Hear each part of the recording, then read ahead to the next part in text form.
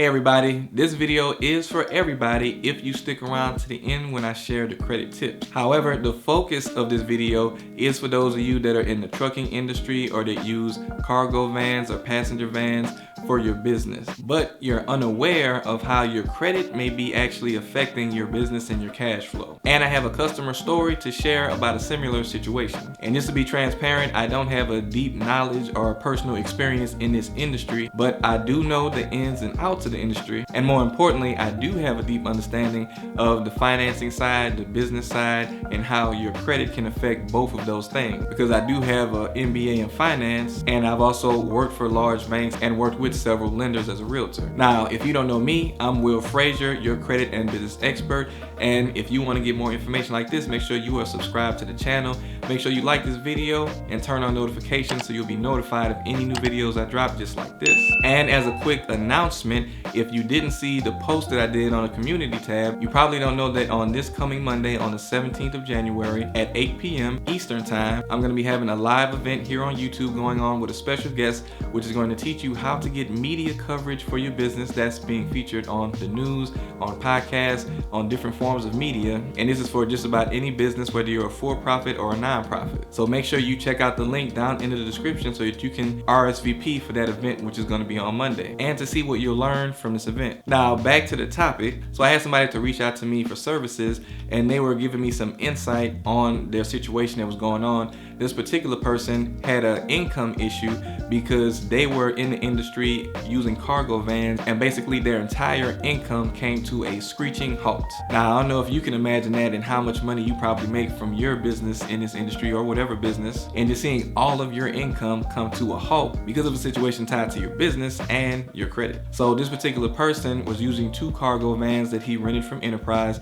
and basically he ended up in a situation where both cars ended up getting totaled out, and then he not only no longer had use of the vehicles to bring in money, but he also owed Enterprise a bunch of money. Now, I'm pretty sure you can imagine the rising stress level that will come in this type of situation. Now, I'm not sure if he could have rented from a different place, but it was definitely not an option for him to be able to buy a vehicle because he didn't have any money coming in for quite some time. So he wasn't going to have the money up front to go ahead and put on a new vehicle. And he also didn't have the credit, which is the only other thing that you can use to finance a vehicle, especially when you don't have all of the cash on hand. So he was not able to obtain a new vehicle, which just caused him to be stuck in a situation where he could not increase his income. And as far as the credit issues he was facing, it was pretty much recent late payments and of course charge-offs from the recent loss of income that he's dealing with right now. So basically it came down to a simple solution because he needs to make more money, but he can't make more money without having a van,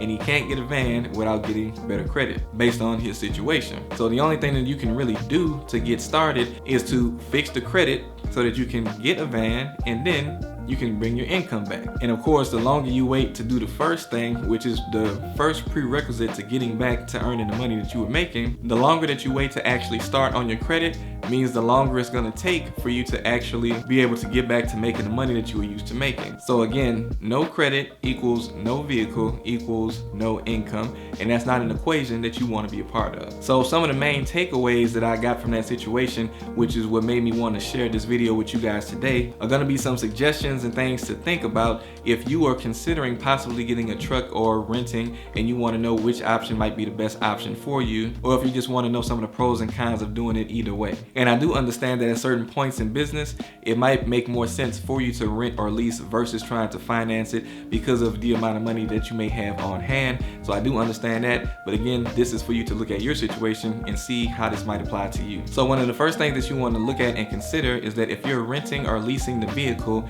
it's going to cost you more monthly than it will if you were to try to buy the vehicle or finance it. And this is true almost across the board with pretty much any situation where you're renting something versus buying something. The cost is always going to be higher than what it would be if you were trying to buy the same product. Now, the difference though, when it comes to actually trying to buy, even though you will have a lesser monthly payment, on that option, you're probably going to have more money up front that you're going to have to come up with, because usually that's going to require some type of down payment. Now, of course, the better your credit, the lower the down payment and the lower the monthly payment too, based off interest rate because of your credit. But still, up front is going to be more of a cost to you to try to use that option. Now, another thing you want to consider is that if you're renting or leasing the vehicle, more than likely maintenance and some minor damage issues are going to be things that should be covered or that will be covered while you're under the lease or rental agreement. Now, of course, there can be limitations to that, and there may be things that aren't covered, but for the most part, general maintenance and general repairs might be something that's covered while you're in that type of situation. Now, if you were trying to actually buy the vehicle, all maintenance costs are usually going to be on you. Now, one thing I can say is that if the car is a newer vehicle, then you may not have to deal with as much maintenance costs and stuff like that up front. And just like in that customer situation, the vehicles he was renting suffered damages that weren't covered by any type of protection. So basically, he ended up still having to owe money for that particular thing that happened with the vehicles he was renting. Now, another thing to think about, if you're actually buying the vehicle or financing the vehicle, that means that you're going to be able to save more money than you would had you rented it or leased it on a monthly basis. So that means that you can be putting money to the side for those maintenance costs when they actually do arise, or for repairs when a situation arises where you need to do the repair. That way you're not hit on the blind side and have to come up with the money. You already have money set aside for those maintenance and repair issues. Now, I know it can be hard to save money and put it to the side, but while you're in the beginning of your business or while you're making money in your business, that's the perfect time to start putting money to the side. And you can open up a separate bank account at a different bank from the bank that you currently use, just to make sure that you're not looking at that money and being tempted to dip into it and use it. Either way, having some type of way that you're putting money to the side, a percentage that you set aside every month to build that up just in case something happens or when something happens, that will save you greatly if you were to end up in a similar situation to the one I just described. Now, one other benefit on the rent and leasing side is going to be downtime. So basically, if you have a damaged vehicle or your vehicle needs maintenance, of course, it's going to take some time for it to be fixed or for it to be worked on. So that's downtime that you don't have a vehicle to use to actually bring in money. And on a rental or leasing side, more than likely, they might have another vehicle that you can use while you're waiting on that one to be taken care of, which is something that you would not get if you were trying to buy or finance the vehicle. But what I would say in this situation, if you are financing the vehicle to buy it and you do end up in a situation where you have a repair or damage that needs to get fixed on a vehicle, you already have that money set to the side to cover it, so you don't have to worry about the money for it. But of course, you would still have that time without your vehicle.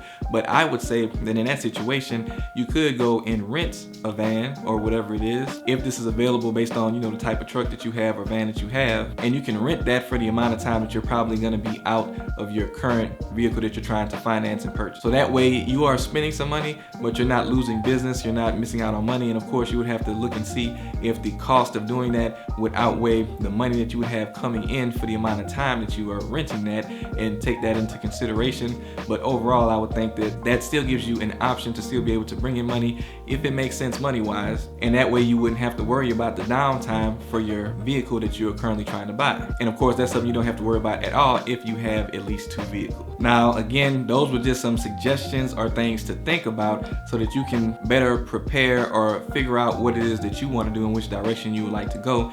But if you do want to buy a vehicle, what are some things that you can do to actually try to improve your credit so that you can get the best terms as far as down payment and interest rate? Well, I'm going to give you a few steps that you can take to start seeing some improvement or change, or to at least get things started on trying to see that change that you need to be able to get approved for financing. Before I do that, if you feel like these tips aren't enough, or you feel like you won't be able to do it because you don't really have an understanding of it, I have tons of free resources as well as paid resources that can help you feel like an expert going into this. So you can check those out in the description if you feel like you need that extra insight or that extra knowledge. Also, if you feel like you don't want to put your hands on your credit at all and you much rather hand it off to somebody else that knows what they're doing or that has the time to do it, because you may not have the time to do this yourself, you can also set up a credit consultation with me and have me take a look at your credit and see what we can do to possibly help you, and that link is down in the description as well. But for those of you that actually want to try to do something for yourselves, these are the steps that you're going to want to take. Now, of course, the first thing is, and some people do avoid this,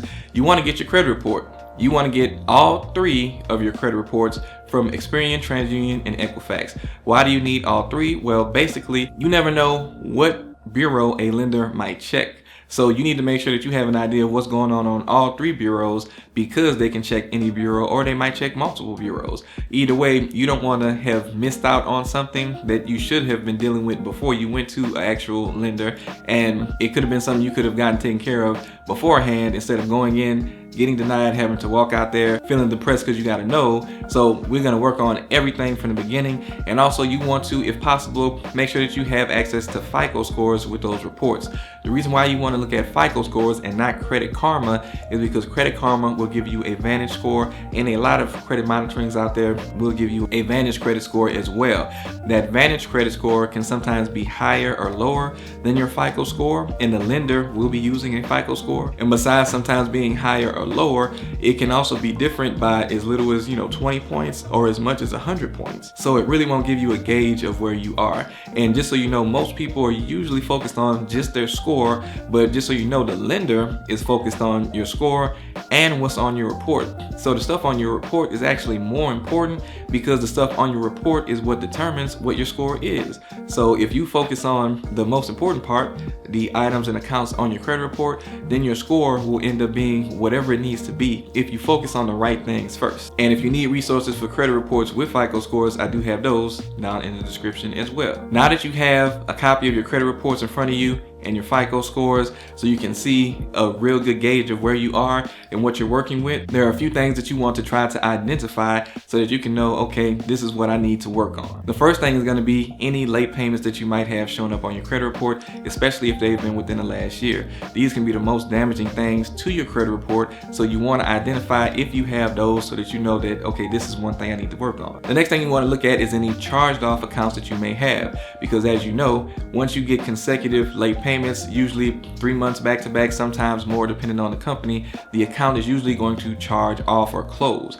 So you want to identify any original creditors that are on your credit report that say close, where you still owe a balance and have late payments on it. This is further damaging beyond just what the late payments do. So this is also the type of accounts that you want to deal with. Now, the third thing that you want to look for is collection accounts. Collection accounts are usually going to show up as a third party that you have no idea who they really are. You've never done business with them, but their name is on your credit report, and usually they're trying to collect a debt from the charge off that you just looked at. Now, these also cause additional damage to your credit score. It doesn't really matter how old they are, they're going to be doing damage to your credit score. So they're also something that you want to deal with as well. Now, just so you know, when I'm saying collection and charge off, you may be thinking, well, does this apply to what I'm seeing on my credit report?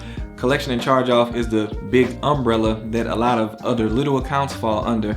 Like a charge off can be a repo, it can be a credit card that closed, a loan that closed. A collection account can be a medical bill, a phone bill, an apartment bill. So it's a lot of other things underneath those two umbrellas. So don't rule those out as being collections or charge offs. All of those things are either a collection or a charge off. Some other things that you want to look for on your credit report would be things like maybe child support, maybe a public record like a bankruptcy. Those things can also have an effect on your credit score. So of course you want to be looking out for things like that as well. Now, an important thing to note about those types of accounts that you're looking for on your credit report, most people assume that by paying these things off, that it's either going to be taken off of your credit report or that it's going to actually help your credit score. The first thing that you need to know is that if you pay any closed account like a collection or charge off, it can actually drop your credit score or do nothing at the very least, but usually it's going to drop your credit score, and they don't have to take it off your credit report just because you paid it. So both of these things are common misconceptions that most people have. The only time you can pay something off and it'll actually help your credit score is if you're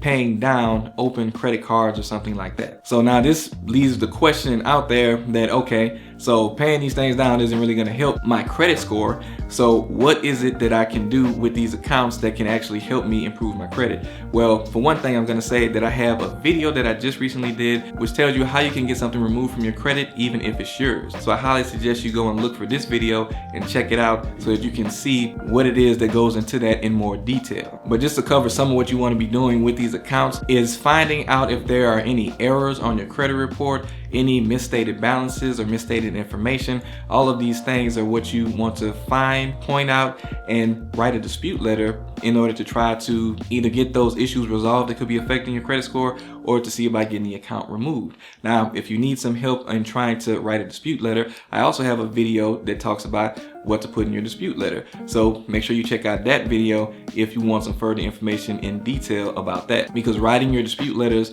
is what's going to be more effective than trying to do the online disputing method like through Credit Karma or through the Bureau's websites, because when they give you a list of options, I think it's like 10 or 12 options they give you, those options are not things that are actually going to help you with the removal of something on your credit report. Now, you may have heard of a person here or there seeing some success with that, but I promise you on a grand scale, most people do not see success from doing it that way. Now, while you're writing disputes and sending them out, this can be a back and forth process. It can be a month after month thing that you're doing to try to get these things taken care of, the issues and the errors that you see and that you point out to the creditors and to the collection companies and to the credit bureau. But if you stay diligent in keeping this up and working on those types of accounts that I mentioned, then you can actually try to see some improvement in your credit score in order to be able to finance a vehicle at a reasonable down payment and a reasonable interest rate. And also, just another piece of information here, because I see a lot of people fall into this trap.